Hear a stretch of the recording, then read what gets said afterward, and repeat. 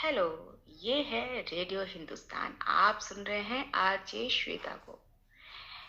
आज मैं आप सबके सामने लेकर आई हूँ अपने ही आसपास कुछ कही अनसुनी कहानियों का संग्रह, जिसमें से एक कहानी का शीर्षक है पिता का अपनी संपत्ति पर फैसला। चलिए चलते हैं कहानी के पास। सुबह सुबह लॉन में टहलते हुए जगन्नाथ महापात्र के मन में द्वंद्व छिड़ा हुआ था। पत्नी के निधन के बाद वो सारा व्यापार बेटे को सौंपकर अपना समय किसी तरह घर के छोटे छोटे कार्यों व पोते पोती के साथ खेलने में बतियाने में काट रहे थे। लेकिन जब से डॉक्टर ने उसे किसी भयानक रोग से संक्रमित होना बताया है, बेटे बहू का व्यवहार उसके प्रति बदल गया है। डॉक्टर के यह कहने के बावजूद कि यह बीमारी लाइलाज जरूर है, लेकिन छूत की नहीं। आप लोगों को अब इनका विशेष ध्यान रखना चाहिए। वे उनसे कन्नी काटने लगे हैं।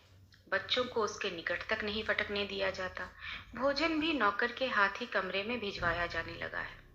उसे अब अपनी मेहनत के बल पर खड़ा किया गया अपना साम्राज्य, बंगला, गाड़ी, नौकर चाकर, बैंक बैलेंस आदि सब व्यर्थ लगने लगे हैं।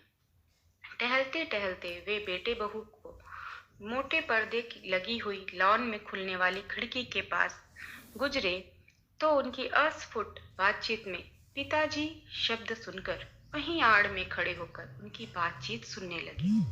बहू कह रही थी, देखो, पिताजी की बीमारी चाहे छूत की न भी हो, लेकिन मैं परिवार के स्वास्थ्य के मामले में कोई रिस्क नहीं लेना चाहती। तुम्हें उनको अच्छे से वृद्धाश्रम में भर्ती करवा देना चाहिए। रुपए पैसे की तो कोई कमी है नहीं और हम भी उनसे मिलने जाते रहेंगे। सही कह रही हो, मैं आज ही उनसे बात करूंगा। जगन्नाथ महापात्र के कान इसके आगे कुछ सुन नहीं सके। उनके घूमते हुए कदम शिथिल पड़ने लगे और वे कमरे में आकर निढाल होकर बिस्तर पर पड़ गए। रात को भोजन के बाद बेटे ने जब नीची निगाहों से उनके कमरे में प्रवेश किया, वे एक दृढ़ निश्चय के साथ स्वयं को नई जिंदगी के लिए तैयार कर चुके थे। बेटे को देखकर चौंकने का अभिनय करते हुए बोले, आओ विमल, कहो, आज इधर कैसे चले आए? कुछ परेशान से दिख रहे हो, क्या बात है? जी, मैं आपसे कुछ कहना चाहता हूँ, सर झुकाए हुए विमल ने बुझे हुए स्वर से कहा। मुझे भी तुमसे कुछ कहना है बेटा, मैं तुम्हें बुलाने ही वाला था। अच्छा हुआ तुम स्वयं आ गए। बेफिक्र होकर अपनी बात कहो। पहले आप अपनी बात कहिए पिताजी। समीप ही पड़ी हुई कुर्सी पर विमल बैठते हुए बोला।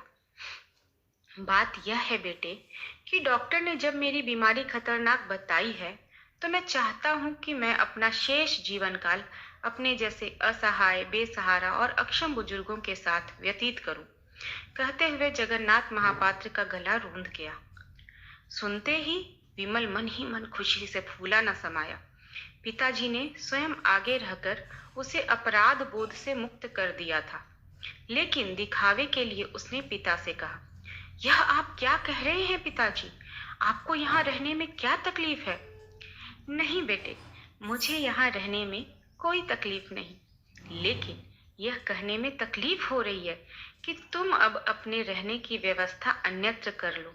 मैंने इस बंगले को वृद्धाश्रम का रूप देने का निर्णय लिया है, ताकि अपनी यादों और जड़ों से जुड़ा रहकर जिंदगी जी सकूं।